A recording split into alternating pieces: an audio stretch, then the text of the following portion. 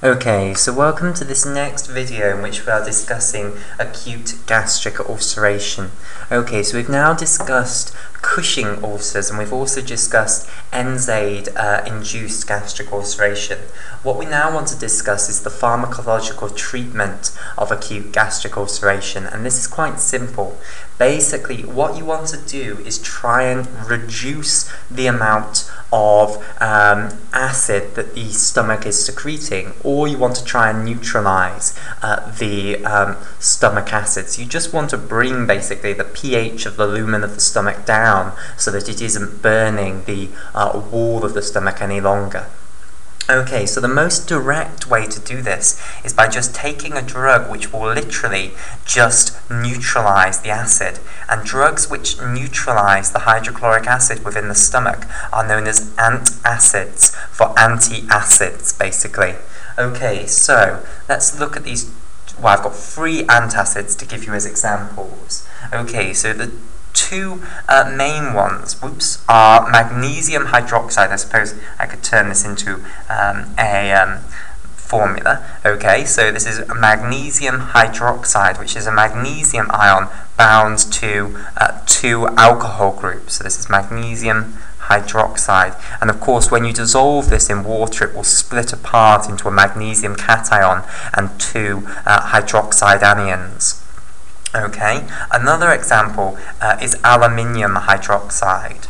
Okay, aluminium bound to 3 alcohol groups, and again when you dissolve this it will split into an aluminium cation which is a trivalent cation plus 3 hydroxide anions.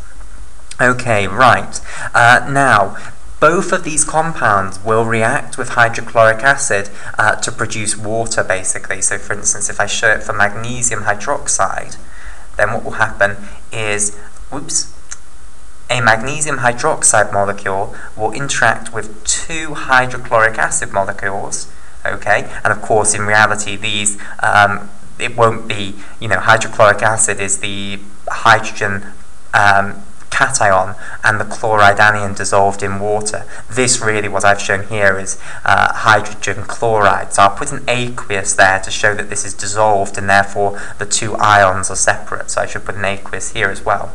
Okay, and what will happen is they will react to create magnesium chloride, which is magnesium bound to 2 chloride atoms, and then you'll also get 2 water molecules. Okay, like so. So the alcohol groups here, or the hydroxide anions, will combine with the protons basically to produce water. Okay, and a similar reaction will occur for aluminium hydroxide.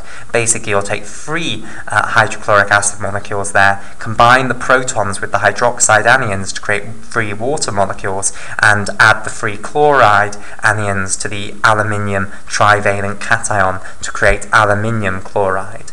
Now basically, magnesium hydroxide causes diarrhea, okay? All magnesium salts cause diarrhea, okay? Whereas the aluminium salts produce constipation, okay? So completely the opposite effects. So basically, what is usually given is a combination of both of them, constipation, okay? And to try and maintain normal bowel movements in the hope that the diarrhea of one will be neutralized by the constipation of the other.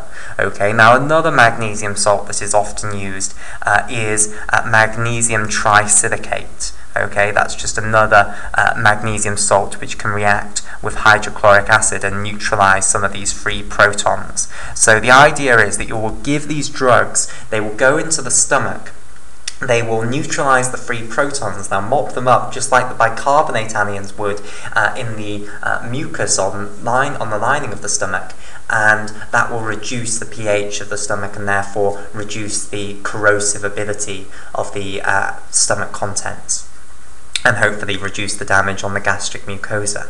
Now, it's dangerous giving drugs that will bind with free protons, because they could, if they went into the blood, they could cause an alkalosis, which is very dangerous. What's good about these drugs is that they don't go into the blood, they will remain within the gut basically, and that's what makes them useful.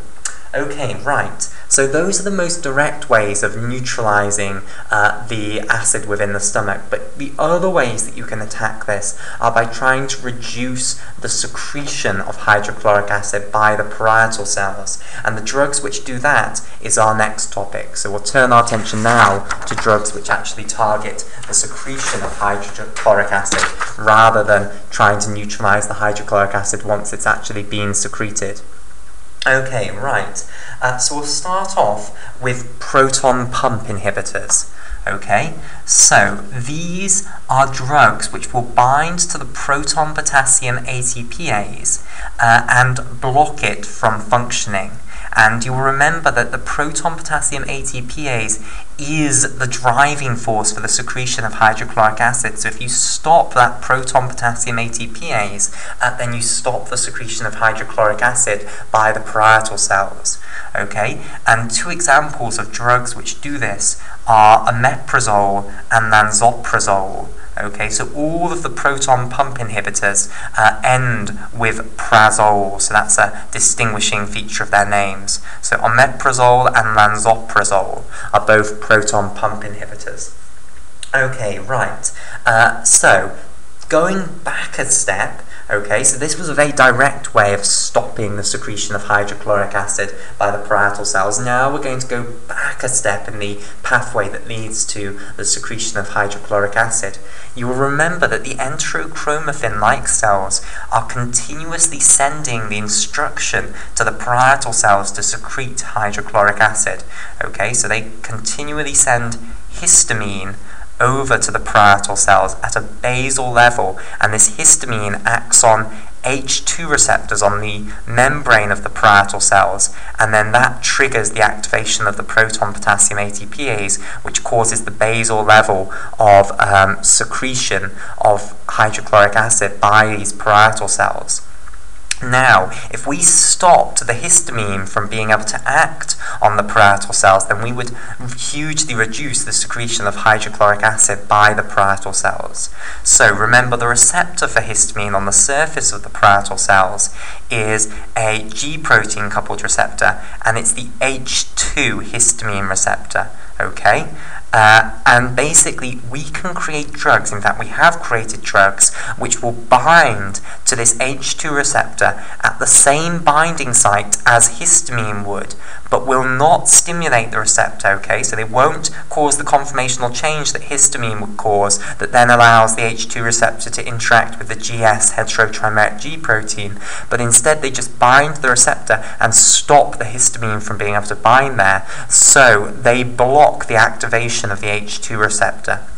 Okay, these drugs are known as H2 antagonists. Okay, so they bind the receptor and do not stimulate it, but stop the stimulating ligand, the agonist, from being able to bind. Okay, and examples of H2 receptor antagonists include cimetidine. Okay, that's a very famous drug. Then we've also got ranitidine. Okay, and then other examples of H2 receptor antagonists include nizatidine and famotidine. Okay, so we've also got nizatidine and famotidine, and they all end in tadine, so that's the way you can recognize the H2 receptor antagonist, so famotidine. Okay, so cimetidine, ranitidine, nizatidine, famotidine, those are all H2 receptor antagonists, and again, they will work to reduce the secretion of hydrochloric acid by these parietal cells by stopping the stimulation of the secretion of hydrochloric acid by the parietal cells, which occurs by histamine binding to the H2 receptor. Okay, right.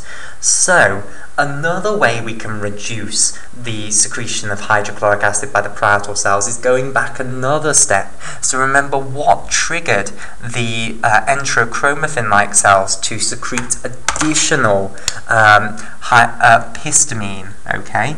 So remember, the enterochromaffin-like cells do secrete a basal level of histamine, but they could also be induced to secrete more histamine, basically, okay? And this was done by gastrin, which came from the G cells in the antrum of the stomach. acting on the cholecystokinin receptor type 2. Okay, so the cholecystokinin type 2 receptor here.